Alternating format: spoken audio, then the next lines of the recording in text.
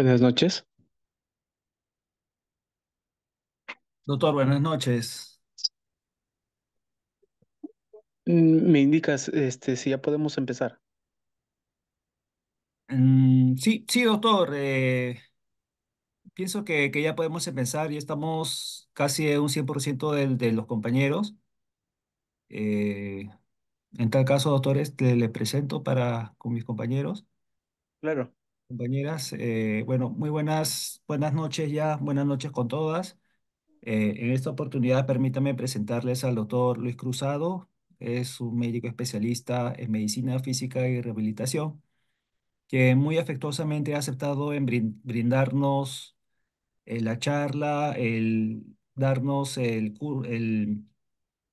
dictarnos el tema sobre deformidades torsionales. Doctor, en la sala se encuentran presentes los médicos residentes de primer año en Medicina Física y Rehabilitación de la San Marcos, y ante el cual ya se encuentra la sala lista para que usted pueda iniciar. Gracias. Muy buenas noches con todos. Hoy día vamos a hablar sobre el tema de deformidades torsionales.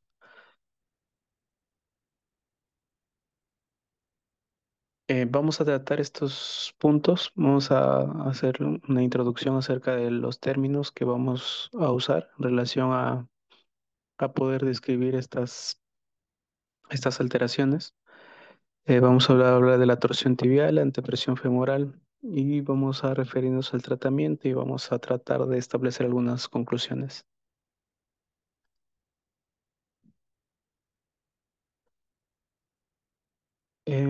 Las deformidades torsionales usualmente pueden manifestarse en la infancia y en la consulta clínica a través de una marcha con los pies hacia adentro, ¿no? Con la punta de los pies dirigidas hacia adentro, que se conoce como marcha negativa o convergente, ¿no?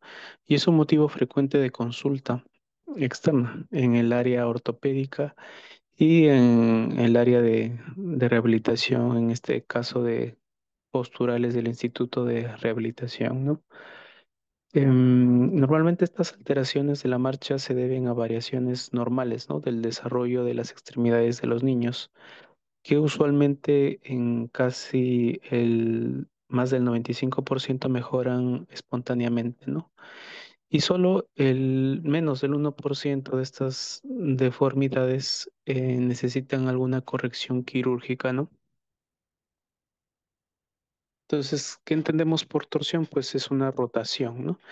Como vemos en la imagen, una rotación en el plano transversal que se da como respuesta a la acción de las fuerzas rotacionales transversales, ¿no? Y estas fuerzas rotacionales se van a producir desde el periodo embrionario, ¿no?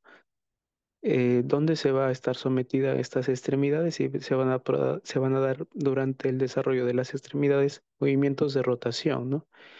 Y que después del parto va a producirse un desarrollo también de desrotación de estas extremidades, ¿no? Y eso lo vamos a ver, que en el desarrollo embrionario la extremidad inferior empieza a rotar medialmente a partir de la séptima semana, ¿no?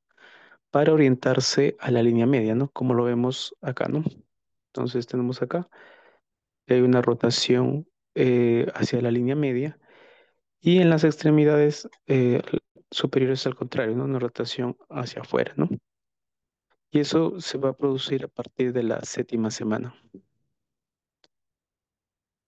Para entender los términos, es necesario describir algunos términos para poder describir estas deformidades, ¿no? Como por ejemplo acá, como vamos a referirnos a las extremidades inferiores, necesitamos conocer, como por ejemplo, el eje transcondilar, ¿no? Que va a pasar por una línea por los cóndilos del fémur y necesitamos saber el eje del cuello femoral, ¿no? Que es una línea que va a pasar por el medio del cuello. También podemos hablar del eje transmalleolar, ¿no? Y el eje transtibial, ¿no? Entonces, estos ejes al superponerse van a formar ángulos, ¿no? Y esos ángulos van a permitirnos definir lo que se conoce estos fenómenos de versión y torsión en las extremidades inferiores. Para el caso de la anteversión femoral, tenemos que el ángulo que forma el eje transcondilar, ¿no? Tenemos acá el eje transcondilar, acá está el fémur, el cóndilo del fémur, entonces el eje transcondilar, y acá tenemos el eje que forma el cuello femoral, ¿no? Entonces el ángulo que forman estas dos líneas es el ángulo de versión femoral. En este caso está dirigido hacia adelante, por eso es anteversión. Entonces, para este ángulo que hemos escrito, se describe que se torsiona, ¿no? El cuello femoral a partir de la onceava semana, ¿no? Y usualmente el ángulo que forman estos ejes es aproximadamente de 5 a 10 grados, ¿no? Hasta alcanzar al final de la gestación aproximadamente entre 25 y 50 grados, ¿no? Tal es así que en el recién nacido el ángulo de versión femoral, de anteversión femoral, es aproximadamente 40 grados. Y este ángulo va a ir disminuyendo conforme el niño va creciendo, ¿no? Es así que a los 8 a 9 años el ángulo final va a ser aproximadamente 15 grados. Tenemos, ¿no? Que hemos visto que estos fenómenos de rotación se producen durante el periodo embrionario. Entonces vamos a ver que al nacimiento, obviamente la tibia va a estar rotada internamente, ¿no? Y va a haber un ángulo muslo-pie que va a estar entre -5 a 15 grados. De igual manera, hemos visto que el ángulo de versión de las caderas va a ser aproximadamente 40 grados, ¿no? Durante la madurez, la tibia va a rotar lateralmente, o sea, hacia afuera, de tal manera que en la madurez esquelética se obtenga un ángulo muslo-pie de 15 grados aproximadamente. A nivel de las caderas, el fémur rota lateralmente, de tal manera que va a disminuir la anteversión femoral hasta 15 grados. Entonces, estos son los procesos que se producen durante el desarrollo fisiológico normal. Entonces, como es un proceso fisiológico normal, describimos dos términos. Uno es la versión, que es la variación normal de la rotación de las extremidades, que es producto, ¿no?, de este desarrollo, y la torsión, ¿no?, cuando excede más de dos desviaciones estándar del promedio, ¿no? Y se considera en este caso una deformidad. Entonces, hablamos que una rotación tibial normal es una versión tibial o una versión femoral, ¿no? Y una alteración, un aumento de esta versión tibial se conoce como una torsión tibial. Hemos visto que puede ser una torsión tibial interna, una torsión tibial externa. De la misma forma, aplicada al fémur, tenemos una torsión femoral interna o una torsión femoral externa, ¿no? Muy bien, entonces, como es un motivo de consulta frecuentemente en la parte pediátrica, eh, los niños, especialmente niños escolares, vamos a ver que necesitamos pues hacer una historia clínica, una anamnesis de nuestro paciente, ¿no? Entonces tenemos que definir obviamente si es que hay presencia de algún déficit funcional, de algún dolor que pueda referir al paciente, claudicación o asimetría, ¿no? Necesitamos conocer los antecedentes prenatales, natales y postnatales. Tenemos que registrar los hitos del desarrollo y tenemos que también tener información acerca del historial familiar, ¿no? Especialmente si hay trastornos hereditarios que afecten la parte musculoesquelética, ¿no? Y es importante tener en cuenta que la marcha en los niños se va desarrollando, va madurando, ¿no? Tal es así que se habla de una maduración de la marcha similar a la de los adultos, aproximadamente esta se consigue hacia los 7 años, ¿no? Antes de los 7 años, la marcha es inmadura, ¿no? Esta se caracteriza porque hay una amplia base de sustentación, las caderas y las rodillas están hiperflexionadas, los hombros están en abducción, en abducción con los codos extendidos, ¿no? Extendidos, y el ángulo de progresión del pie va a estar dirigido hacia adentro o negativo, ¿no? Entonces, esto debemos tenerlo en cuenta también al evaluar niños, ¿no? Menores de 7 años, ¿no? Entonces, ¿cómo debemos evaluar la marcha? Pues necesitamos un espacio, ¿no? La recomendación es que debemos tener un espacio de al menos 3 metros, ¿no? Donde nos permita pues evaluar la cadencia, la longitud del paso, ¿no? Y en este caso particular, pues describir el ángulo de progresión del pie, ¿no? Entonces, para describir este ángulo de progresión del pie, pues donde camina el niño vamos a trazar una línea imaginaria, ¿no? Por entre los dos pies y el ángulo que forma el eje del pie con esta línea central va a corresponder al ángulo de progresión de la marcha, ¿no? Entonces, este ángulo de la progresión de la marcha se puede entender como una diferencia, ¿no? Entre el eje del pie, una diferencia de ángulos, ¿no? Entre el eje del pie y la línea de progresión, ¿no? Que es una línea imaginaria, ¿no? Entonces, podemos entender que es la sumatoria de la versión femoral más la versión tibial, más la forma del pie, ¿no? Obviamente esto está influenciado por las fuerzas musculares y la carga del peso del paciente, ¿no? Entonces, al analizar la marcha y aplicado a estos trastornos o estas deformidades torsionales, pues debemos pensar, ¿no? Cuán rotado está el fémur, cuán rotado está la tibia, cómo es la forma del pie y obviamente las características propias del paciente, ¿no?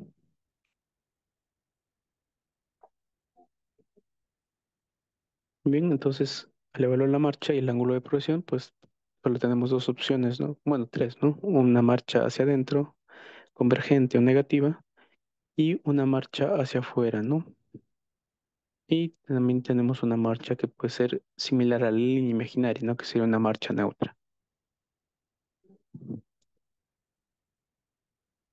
Muy bien, entonces, teniendo en consideración esta terminología, esta pequeña introducción, vamos a referirnos a lo que es la torsión interna y la parte que nos vamos a referir es a poder describir las características clínicas eh, mediante el cual vamos a identificar a los pacientes que presentan estas alteraciones. Entonces, decimos o hablamos de torsión tibial interna cuando la tibia rota sobre su eje longitudinal, ¿no? Y obviamente va a producir un cambio de alineación entre los planos tanto proximales y distales de la pierna. Entonces, se va a percibir como unas piernas arqueadas, ¿no? De igual manera, en este niño que se está de pie, va a haber un cambio, ¿no? En la alineación de los planos. Entonces se van a observar las piernas curvadas. Usualmente es la causa más común de marcha negativa en niños pequeños, ¿no? Usualmente es visto en niños entre de 1 a 3 años, ¿no? Y la ubicación anatómica es bilateral, ¿no? No se conoce una etiología exacta, sin embargo, se propone que puede estar causado por el posicionamiento intrauterino, ¿no? Como vemos en esta imagen, el feto está con las caderas flexionadas, las rodillas flexionadas y las piernas dirigidas hacia medial, ¿no? Esto, además de los procesos mismos de rotación de las extremidades por la formación embrionaria, podría estar relacionado con esta tendencia a desarrollar la torsión tibial interna, ¿no? Y como parte del proceso fisiológico, ¿no? Entonces vamos a ver que usualmente hay una resolución espontánea que se suele dar a los 4 o 5 años.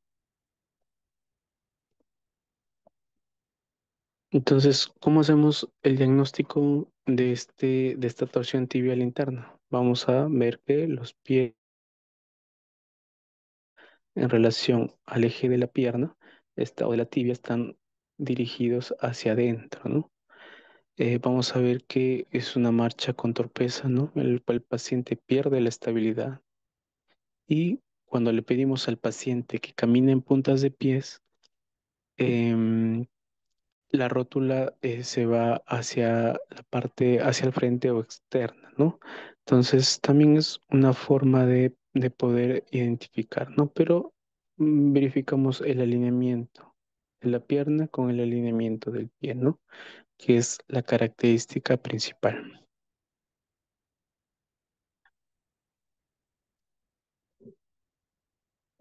Vamos, según la descripción clínica, podemos clasificar el ángulo de la progresión del pie o de la marcha, ¿no? Hablamos que la progresión es leve si el ángulo está entre -10 a -14, es moderado si está entre -15 a -19 y severo si es menor de -20, ¿no? Entonces es un poco para ayudarnos a poder clasificar a los pacientes. ¿Qué otro signo clínico podemos usar para identificar esta deformidad torsional? Es el signo de la plomada, ¿no? Entonces, de la tuberosidad anterior de la tibia, vamos a dejar caer la plomada y si esta cae sobre el segundo dedo del pie se considera normal, ¿no? Si cae por fuera del tercero al quinto, entonces se considera un signo de plomada positivo, ¿no? Como la imagen, y es un signo, pues, de la torsión tibial interna. Un paciente tiene que estar sentado con las piernas relajadas y podemos apoyarlas ligeramente para poder identificar a nivel de qué dedo está cayendo la plomada. Otra forma, otra medida, ¿no? Que nos permite eh, identificar estos cuadros es el ángulo muslo-pie, ¿no? Para esto, el paciente tiene que estar de cúbito ventral y lo que vamos a medir es el ángulo, ¿no? El ángulo entre el eje del fémur con el eje del pie. Entonces vamos a medir este ángulo, ¿no? Em, el paciente tiene que estar, como les dije, boca abajo con las rodillas flexionadas y relajado, ¿no? Entonces vamos a usar un goniómetro para poder obtener una medida más exacta y y la anotamos, ¿no? En este caso, cuando la torsión tibial interna está entre el ángulo muslopedio está entre -10 a -19, se considera leve. Si está entre -20 a -29, moderado. Y si es severo, menor de -30, ¿no? Entonces, igual, ¿no? El pie también puede estar dirigido hacia afuera, ¿no? Una rotación externa, ¿no?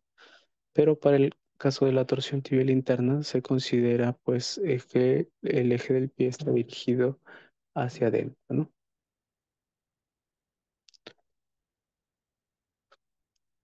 Em, el ángulo muslo-pie ofrece una correlación bastante fuerte cuando se compara con los valores de la tomografía computarizada, ¿no?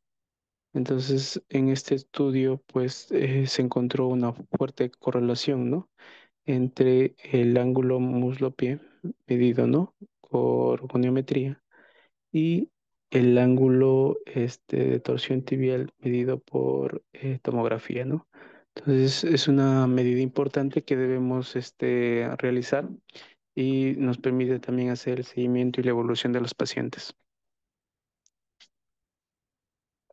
Entonces, para hacer nuestro diagnóstico, tenemos un paciente que tiene marcha negativa, que tiene el signo de la plomada positivo y un ángulo muslopedio negativo, ¿no? Entonces, son las tres características que nos van a dar el diagnóstico clínico de torsión tibial interna.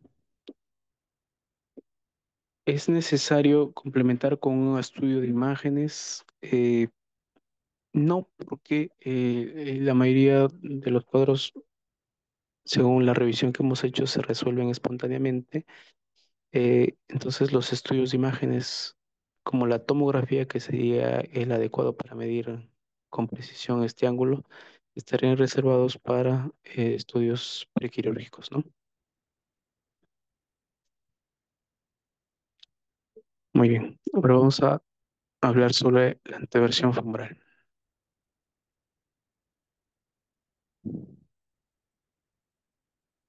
Entonces hemos visto, ¿no? Que hay un eje transcondilar y un eje del cuello femoral. Entonces cuando se produce una rotación de estos dos ejes, en este caso el cuello inclinándose hacia la parte anterior, se conoce como esta, el ángulo de anteversión femoral, ¿no?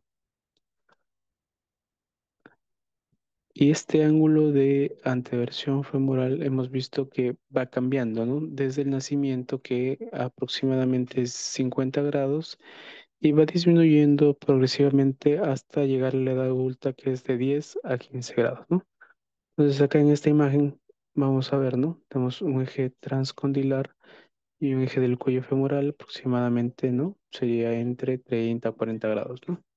Va a ir disminuyendo conforme el niño va creciendo, y a la edad adulta este eje transcondilar y el eje del cuello femoral va a ser aproximadamente 15 grados, ¿no?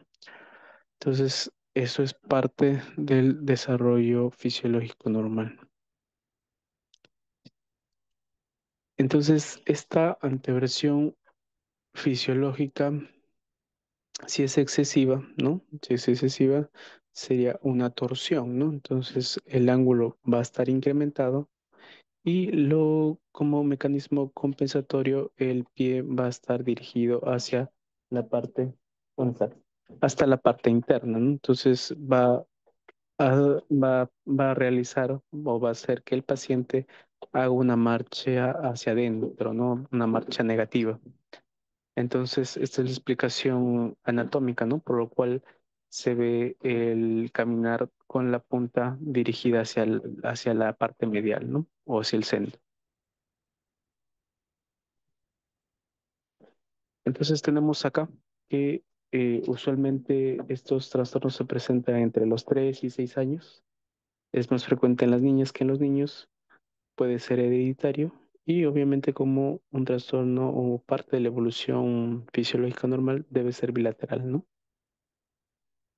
Igual la etiología es desconocida, pero se postula que puede estar relacionada el posicionamiento intrauterino, por lo que ya describimos, ¿no? Por la posición del feto dentro del útero, y pues su característica es que casi la mayoría de los casos se resuelven espontáneamente, ¿no? Inclusive hasta los 10 años.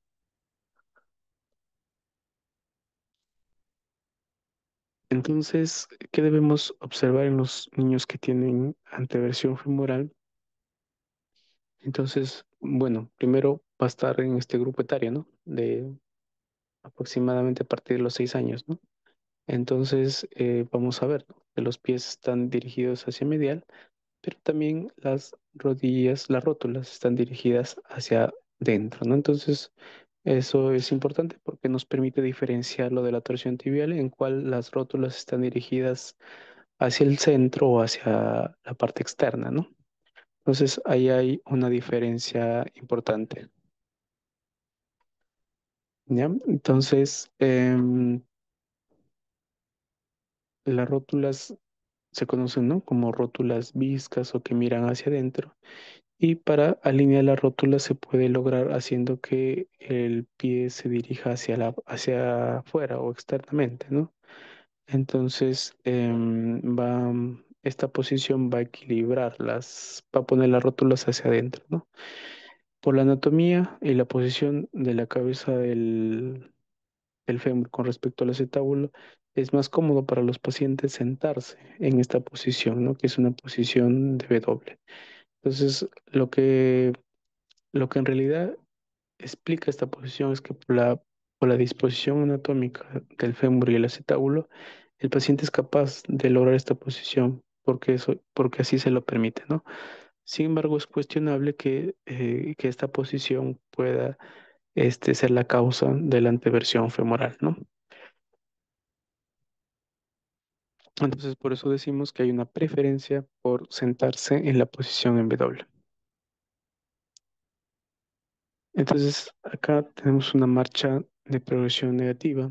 Entonces, como las rótulas miden hacia adentro, la marcha es más torpe, ¿no? Inclusive puede estar, eh, puede ser muy torpe.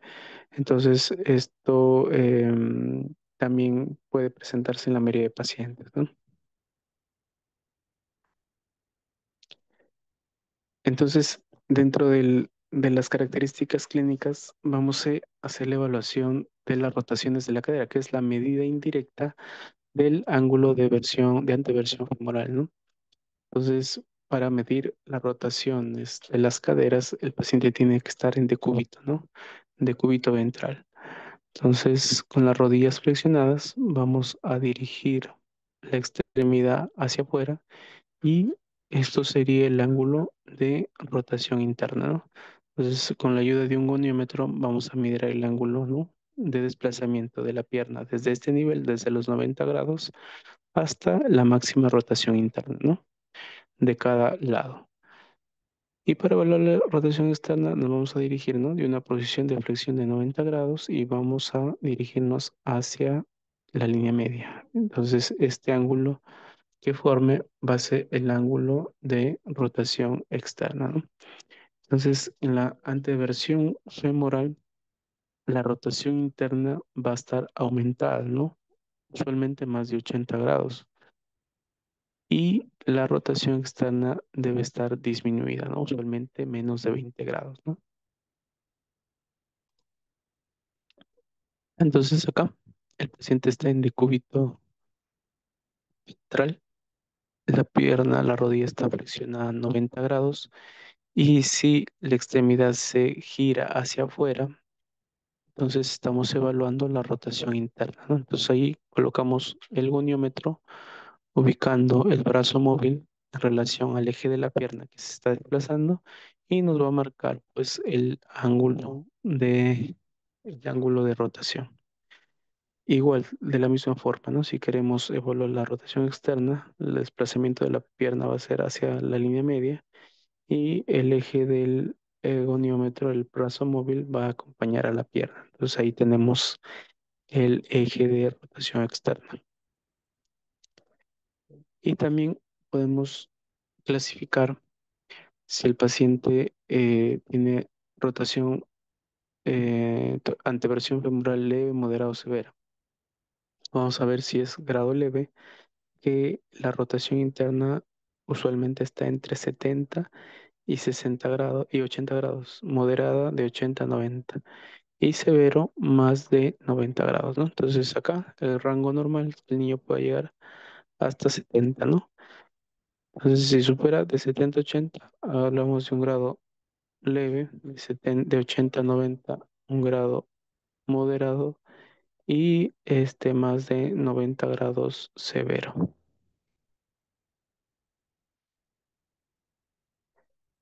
Entonces, ¿qué tenemos dentro del diagnóstico clínico de la anteversión femoral? Necesitamos evidenciar que el paciente tiene una marcha negativa, ¿no?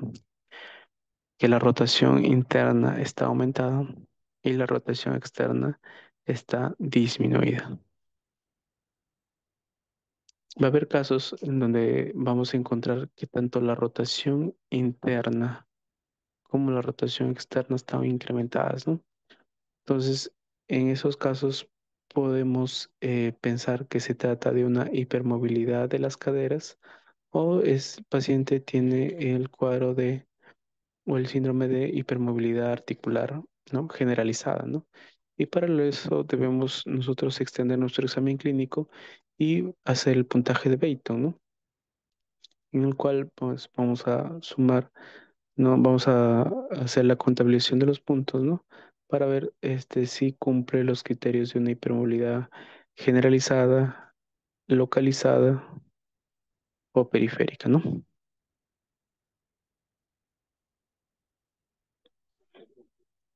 Muy bien. Entonces, Ya he descrito las características clínicas porque el diagnóstico es clínico. En el caso de la torsión femoral, de igual manera que para la torsión tibial interna, no hay un examen de ayuda al diagnóstico de imágenes que nos ayude a confirmar el diagnóstico. Estos estudios deben reservarse para estudios de carácter preoperatorio, de un estudio prequirúrgico, ¿no?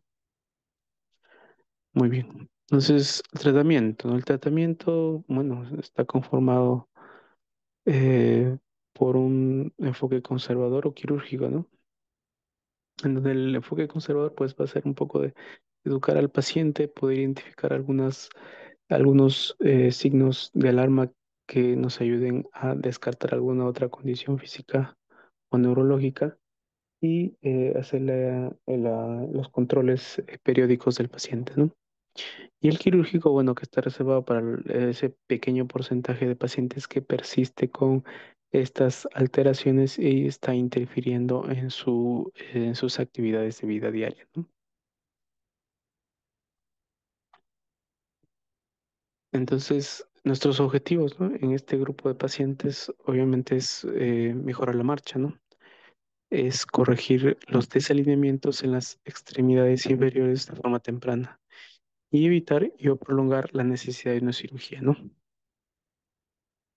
Entonces tenemos que el 90% de los casos se resuelve de manera espontánea a los 5 o 6 años de edad, ¿no?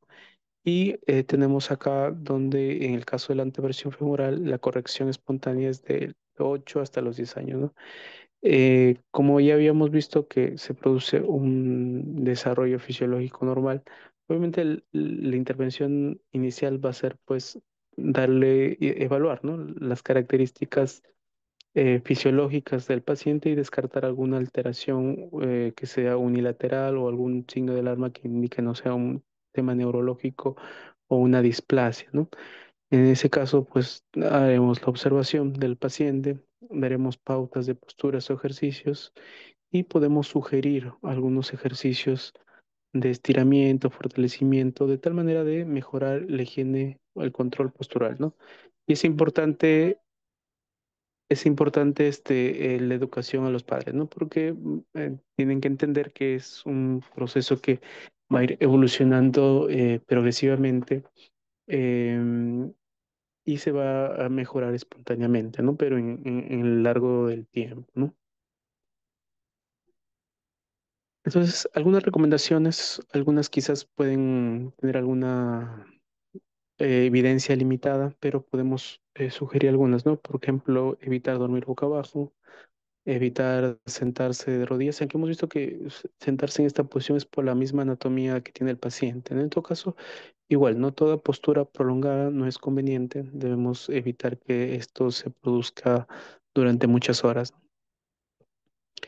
y evitar sentarse sobre las piernas, en este caso, para evitar también, ¿no? O sea, las posturas en esta posición durante muchas horas, muchas horas al día, ¿no?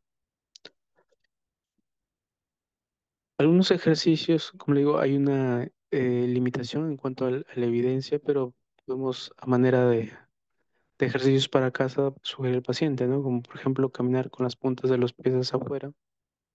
Podemos tratar de favorecer que el paciente realice unas sentadillas, ¿no? Como muestra la figura acá.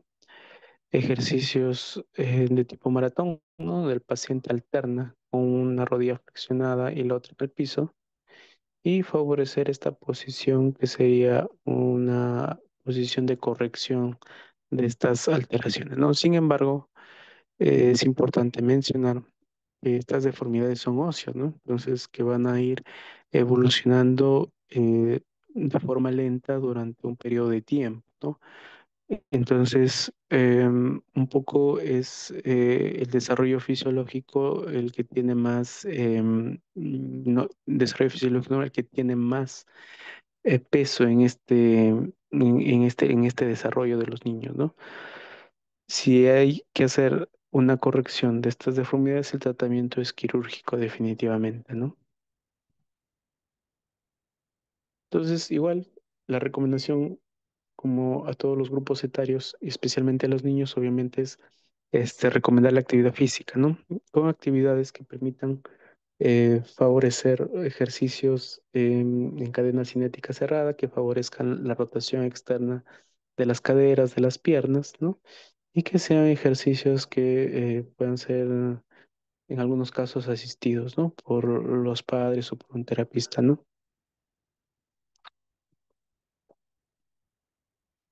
Acá también hay algunos otros ejercicios, pero la idea es fortalecer el tren inferior, ¿no? Especialmente con ejercicios en los cuales em, se establezca en cadena cinética cerrada, ¿no? De tal manera que podamos fortalecer los rotadores externos, ¿no? Como son los músculos peloitrocantéricos, ¿no? Como el glúteo medio, glúteo mayor, y los rotadores laterales, ¿no? De la pierna, ¿no? Como son los peroneos, ¿no? Entonces, la idea es un poco tratar de activar mayor esos músculos y obviamente fortalecer todo el tren inferior.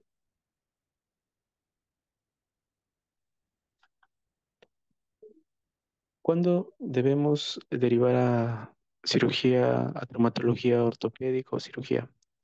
Cuando la torsión tibial es persistente. Entonces, cuando el ángulo de progresión de la marcha es menor a -20 grados después de los 8 años y que causa una dificultad funcional al niño. Cuando hay dolor y asimetría de ambos miembros inferiores asociados a torsión persistente grave. Y en pacientes mayores de 10 años con deformidad que generan trastorno funcional o estético o cuando hay una anteversión clínica mayor a 80 grados de rotación interna y que ocasione pues una deformidad persistente o que progrese en el tiempo, ¿no?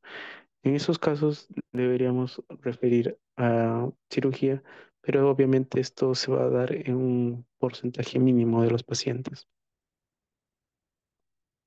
La literatura refiere un síndrome de desalineamiento torsional severo, en el cual hay una combinación de estos cuadros clínicos, como un aumento de la anteversión femoral, un aumento de la torsión tibial externa.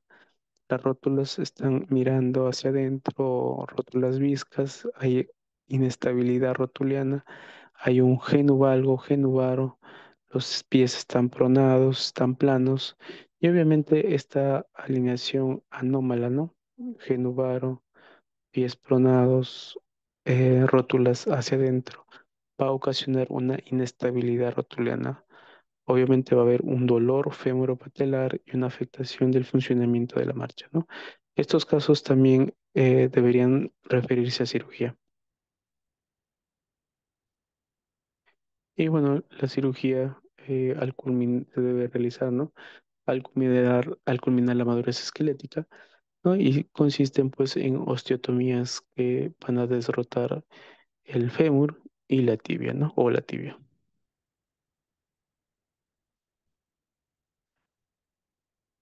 Entonces, ¿qué podemos concluir de lo conversado? Que las deformidades torsionales más frecuentes son la torsión tibial interna y la anteversión femoral, ¿no? En la infancia, de los niños infantes sin edad escolar. La gran mayoría corrige de forma espontánea hasta alrededor de los 8 a 10 años, inclusive, ¿no? El tratamiento con enfoque de rehabilitación consiste en observación, la educación a los padres, poder recomendar algunas pautas de postura y ejercicios, ¿no? Y terapia física en algunos casos específicos. Y de esto sabemos que un porcentaje mínimo requerirán cirugía.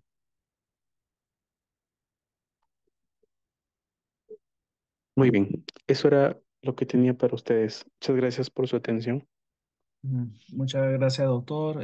Para informarle que nos encontramos el 100% de los alumnos de los residentes de primer año de la San Marcos. Y también, doctor, para viendo el sílabus tenemos con usted el seminario de deformidades angulares para el día viernes, es lo que se encuentra programado en el sílabus. El Mm, viernes, igual a las 6:30. Eso no, sería posterior a la clase teórica de la doctora Amaya, que está programado para las 7 de la tarde. Calculo que será para las 8, doctor. haya habido, porque inicialmente estaba programado la clase y el seminario juntos, ¿no? Este es el programa que me socializó la doctora Maya, y es como, tal cual como está figurando lo que le estoy informando. El Ya, viernes, la doctora Maya tiene a las 7 de la noche la clase de deformidades angulares y, sí, y posterior a ello se encuentra el seminario, ¿no? El seminario, no, perdón, la doctora tiene la clase de lo que es órtesis de columna a las 7 de la noche y posterior a ello el seminario de deformidades angulares con su persona, doctor. ya. Entonces, a las 8 está bien. Sí, sí, doctor. Ya.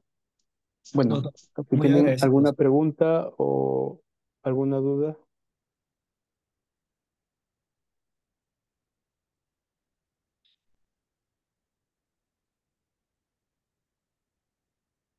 bueno, si todo ha quedado claro, muchas gracias nuevamente por su atención. Muchas gracias, doctor. Muchas gracias por su colaboración. Gracias, doctor. Ya, ok, Gracias, hasta luego. doctor. Buenas noches. Gracias, doctor. Buenas Gracias, noches. doctor. Buenas Gracias, noches. doctor. Gracias. Buenas noches.